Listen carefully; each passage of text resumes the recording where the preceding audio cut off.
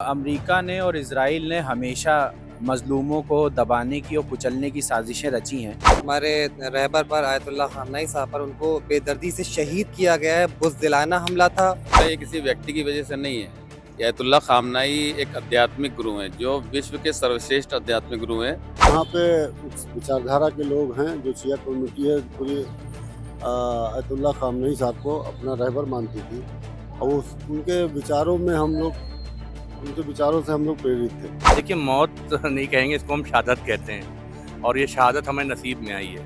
ये शुरू से सिलसिला चला आ रहा और शहादत की जिम्मेदारी हमारे ऊपर थी और हमारे खैबर ने निभा दी। नमस्कार, मैं कीर्ति और आप देख रहे हैं इन न्यूज़। स्वागत है आपका हमारी खास पेशकश माहौल कैसा है। इस समय हम लोग मौजूद हैं पुराने लखनऊ में और आपको मैं बता दूं कि जब इज़राइल और अमेरिका की तरफ से ईरान पर हमला किया गया, उसमें इस्लामिक सबसे बड़े जो नेता हैं खामेनेई, उनकी मौत हो गई। इसके बाद लखनऊ का जो दृश्य था वो अपने आप में झकझोर देने वाला रहा। तमाम मुस्लिम समाज के लोग, वो चाहे सुन्नी हो चाहे सिया समाज के लोग हो, वो सड़कों पर उतर आए। लखनऊ में छोटे इमामबाड़े पर, बड़े इमामबाड़े पर, पुराना लखनऊ जो पूरा था वहाँ पर मातम किया गया। और आप देखेंगे इस समय में मौजूद है पुराने लखनऊ में, और यहाँ पर आप झंडे देख सकते हैं लगाए गए और लोग हमारे साथ मौजूद हैं। हम इनसे बात करेंगे कि इनका इस पूरे हमले को लेकर के क्या कुछ कहना है, इस पूरे मामले को लेकर के क्या कुछ कहना है और किस तरह से वो इस पूरे घटनाक्रम को देखते हैं। क्या नाम है सर आपका? यशब आब्दी।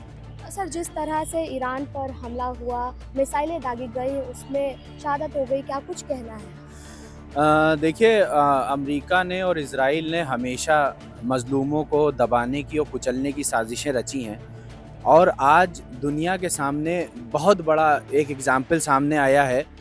जैसे कि हम लोग तो इसको इस नज़रिए से देखते हैं कि जो करबला के मैदान में इमाम हुसैन जब शहीद होने वाले थे तो लोगों ने इमाम हुसैन को वहाँ पे ख़त लिख के बुलाया था कि आइए, और यजीद जो है वो शराबी है, ज़ानी है, गलत काम करता है और लोगों को परेशान करता है। ठीक उसी तरह आज अमेरिका का चेहरा एप्स्टीन फाइल में जब साफ़ हो गया, एप्स्टीन फाइल निकलने के बाद अमेरिका का चेहरा एकदम साफ़ हो गया और लोगों की जब समझ में आया कि असल में ये भी एक यजीदी है। एप्स्टीन फाइल ने बिल्कुल क्लियर कर दिया कि फ़िलिस्तीन क्या है और इज़राइल क्या है, अमेरिका क्या है और ईरान क्या है। तो इस हद तक जब इंसान गिर जाता है तो वो अमेरिका जैसा बन जाता है या इज़राइल हो जाता है। अब उसमें एप्स्टीन फाइल में क्या निकला कि छोटी छोटी बच्चियों के साथ रेप हो रहा है, गलत काम हो रहा है। उसमें ट्रम्प की हज़ारों तस्वीरें, फ़ोटो सारी वायरल हुए हैं और यही काम इज़राइल में किया गया फ़िलिस्तीन बच्चों के साथ। और उसके बाद अभी फ़िलिस्तीन को एक जो है मारने के जेनोसाइड के उसमें इज़राइल ने वहाँ के बॉडी पार्ट्स निकाल के बच्चों के वो डोनेट किए हैं और वर्ल्ड में सबसे बड़ा डोनर का नाम हासिल किया है। आप सोचिए कि जिस मुल्क की आबादी इतनी नहीं है वो डोनेशन, किडनी डोनेशन में उसका नाम सबसे ऊपर। इतनी किडनी कहाँ से आ गई उसके पास? ईरान का अचानक से ये बमबारी, इस तरह से मिसाइल दाग देना, इसको किस तरह से देखते हैं? क्योंकि एक बड़े नेता की मौत नहीं, वही मैं उसी पे आ रहा हूँ। आपने मेरी बात को बीच से वो कर दिया, मैं उसी पे आ रहा हूँ कि अमेरिका ने अपनी औकात फिर वैसे ही दिखा दी है कि उसने पहले बातों में उलझाए रखा और उसने कहा कि हम पीस वार्ता कर रहे हैं, जबकि पीस वार्ता ना करके वो सिर्फ ठिकानों की तलाश कर रहा था कि खामनई साहब कहाँ पे मौजूद हैं। उसको ये यकीन ही नहीं था। पूरी दुनिया सोचती थी, इवन आप जैसा जो मीडिया वो भी यही सोचता था कि खामनई साहब बंकर में छुपे हैं, जबकि हमेशा वो अपने घर में रहे।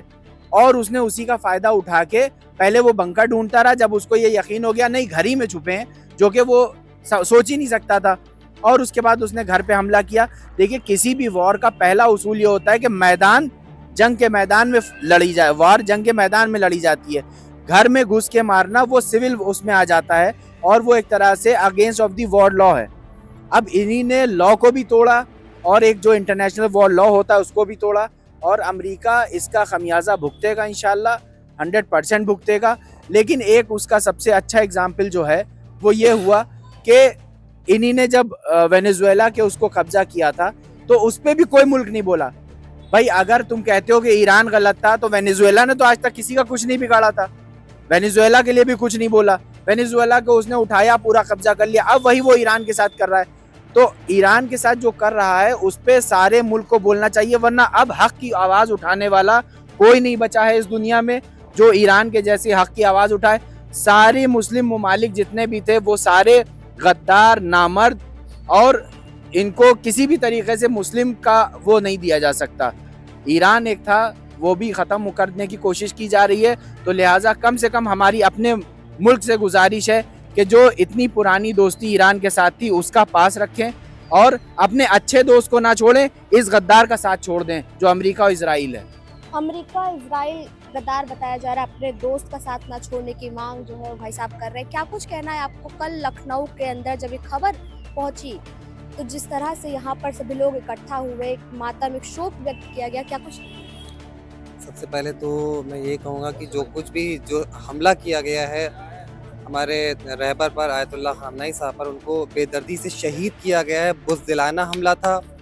और दूसरी बात ये कहूँगा कि सब के सब एक पूरी दुनिया में ये शोक मनाया जा रहा था, खाली यहाँ लखनऊ या खाली इंडिया की बात नहीं है। हत्ता कि पाकिस्तान के अंदर आपने देखा होगा एम्बेसी के ऊपर भी हमला किया गया है अमेरिका की, वहाँ खुद अमरीकियों ने उल्टा पाकिस्तानियों को शहीद कर दिया। वहाँ 9 से 10 तकरीबन जो फिगर बताया गया है, फ़िलहाल तो मुझे इतनी खबर है, उसका बाकी पता नहीं, वहाँ उनको शहीद कर दिया गया। तो ये कहीं भी कभी भी कोई भी अगर आवाज़ इनके ख़िलाफ़ उठाएगा, झुकेगा नहीं, तो ये उसको शहीद कर देंगे। आगा खामनेई जो हैं वो एक इतना बड़ा फिगर बन के सामने आ गया कि अब उसने उनके खून ने सबको बेदार कर दिया है।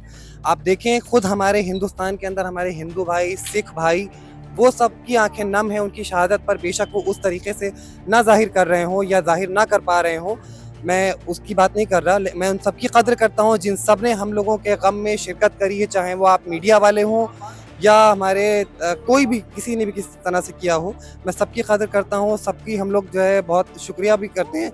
लेकिन एक इसका कंडम बहुत पुरजोर तरीके से करते हैं जो आगा खामनेई को शहीद किया गया है।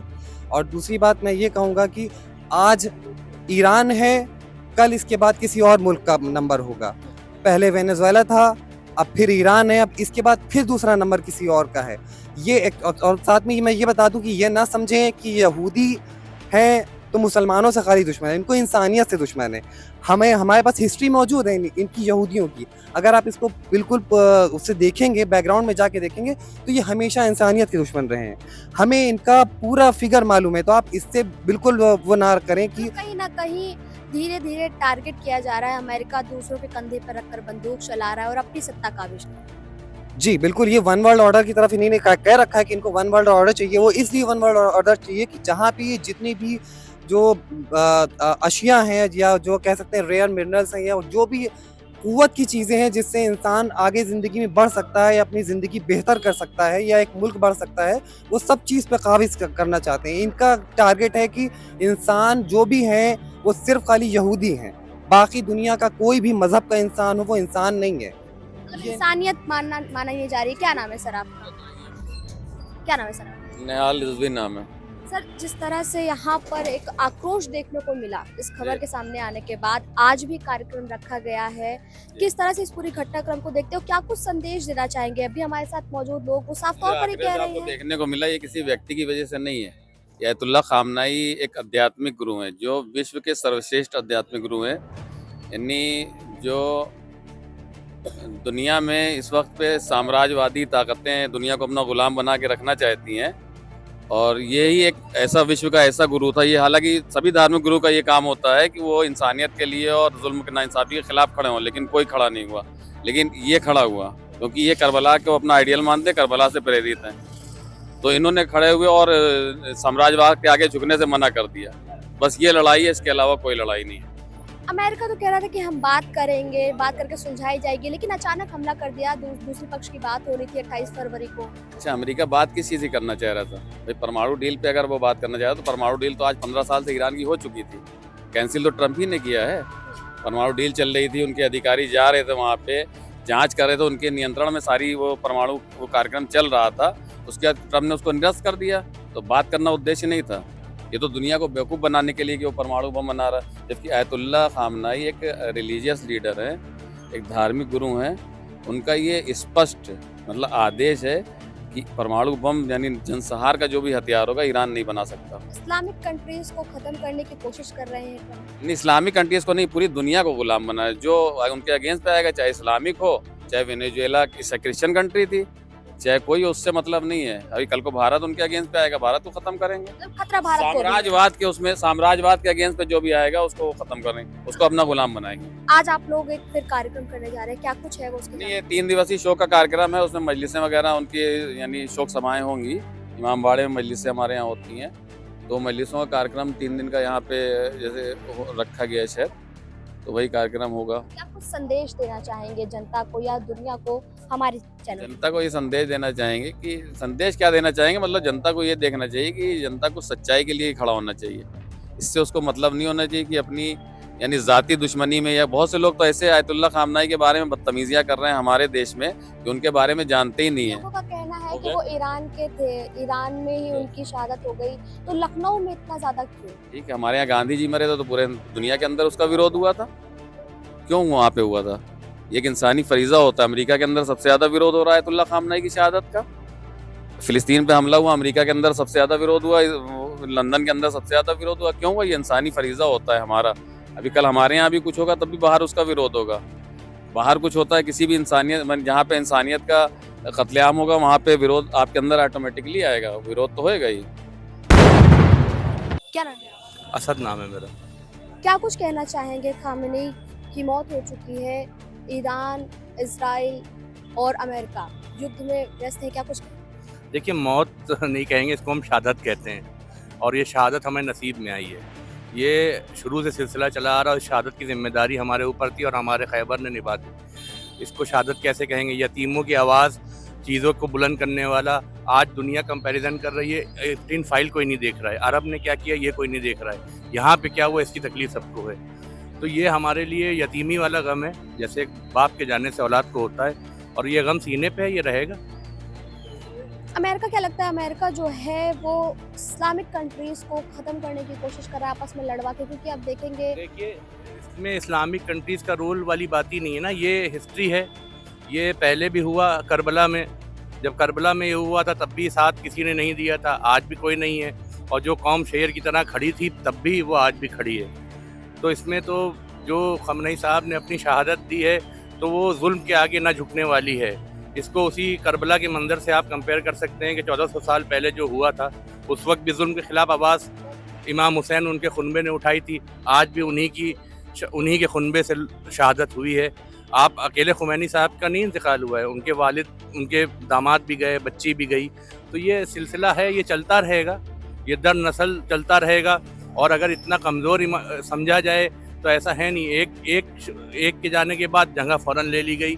इंशाल्लाह ये चीज़ चलती रहेगी। ये जुल्म के खिलाफ आवाज़, और जुल्म के खिलाफ अकेला खड़ा है, आप ऐसे कह रहे हैं कि अकेला लड़ रहा है वो, तो क्या साथ दिया जाएगा? आप लोग साथ देंगे उसको? साथ देना चाहिए। ईरान से हमेशा हमारे ताल्लुकात हिंदुस्तान के अच्छे रहे हैं, हमारे ट्रेड व्यापार से लेके हर चीज़ अच्छी रही है ईरान से। ईरान ने हमेशा हमारा साथ दिया है, चाहे इंदिरा गांधी जी के समय से उठा के देख लीजिए, हमेशा रिलेशन अच्छे रहे, ट्रेड हमारा अच्छा रहा है, ऑयल का सारा चीज़ें अच्छी रही हैं। तो ये तो बड़ी दुख की बात है कि इसमें आदमी इजराइल साथ अगर वो खड़े हो रहे हैं और जो पूछ रहे हैं हमें गम किस बात का है, तो गम किस बात का है, ये तो आज हम पे बीती है, कल दूसरे पे बीतेगी। अमेरिका तो ये कर ही रहा है, कहीं ना कहीं हर चीज़ में आप इंटरफेयर करेंगे और किसी की कंट्री में घुसेंगे तो वो लड़ेगा। अब कुछ लोग होते हैं जो घुटने पे आ जाते हैं, ये घुटने पे नहीं ला पाए तो उन्होंने शहादत दी है, इसको आप बलिदान कह सकते हैं।